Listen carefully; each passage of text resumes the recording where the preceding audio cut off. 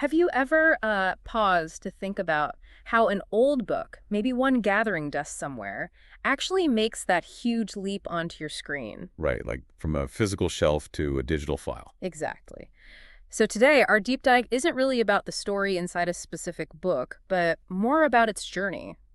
We're looking at Obeah Witchcraft in the West Indies by Hesketh Bell .pdf and how it even got here, digitally speaking. It's a great example because this one digital copy, starting right from its digital cover page, tells a much bigger story A bigger story. About what? about, how we save knowledge now, how we make it available to everyone. It's about the whole system that connects old ideas to us today. Okay, let's get into that journey then. The source material tells us this book sat for generations on library shelves. Generations before Google scanned it. Part of that massive project they undertook. Yeah, the one aiming to make the world's books discoverable online.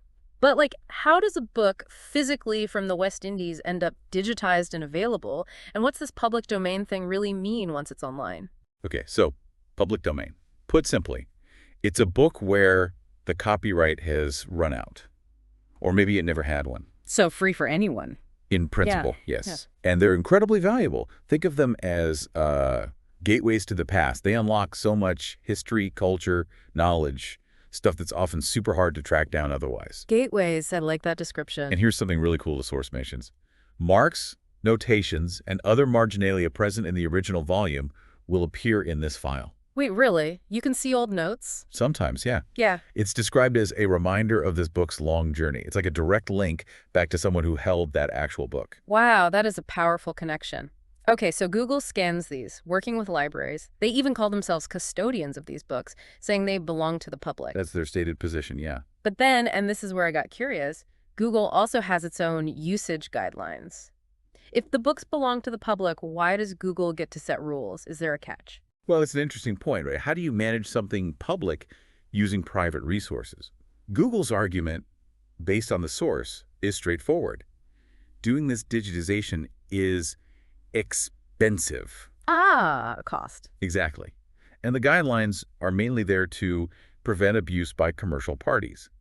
So while they're custodians, they also need to keep the whole project sustainable. Protect the infrastructure, you could say. Okay, that makes sense. So what kind of rules are we talking about? What do users need to know? Well, the big one for individuals is non-commercial use. Basically, you shouldn't be trying to profit directly from these scans. Right, don't print and sell them on the street corner. Pretty much. Another key guideline is about automated querying. They don't want bots hammering their servers trying to download everything all at once. Understandable. But what about researchers? They explicitly say researchers can contact them. So if you have a legitimate research need for bulk access, there's a path. Good to know. Anything else? Yes, attribution. You have to keep the Google watermark. They say it's essential for informing people about this project. It shows where the digital copy came from. Okay, non-commercial, no bots, keep the watermark. Yeah. Got it. But you mentioned something about user responsibility too. Yes, and this is crucial. The source document is very clear. Whatever your use, remember that you are responsible for ensuring that what you are doing is legal. Meaning, copyright law isn't the same everywhere. A book might be public domain in, say, the US, but not somewhere else. Google explicitly states they can't offer guidance on specific uses. And they warn that copyright infringement liability can be quite severe. So it really puts the onus on you, the user, to understand the legal situation for how you intend to use it wherever you are.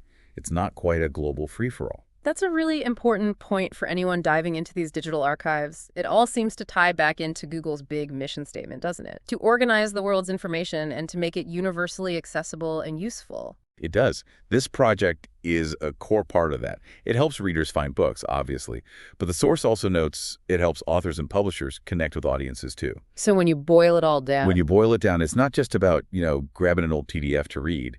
It's about appreciating this massive, complex system, technological, legal, logistical, that delivers centuries-old knowledge right to your fingertips. An incredible amount of work behind the scenes. Absolutely. And understanding that comes with perhaps a sense of responsibility about how we use this amazing access.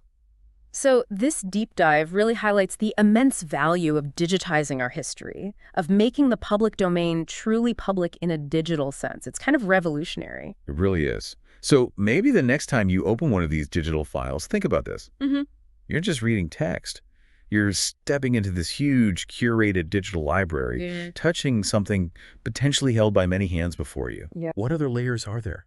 What connections can you find when you think about the journey of that digital file itself?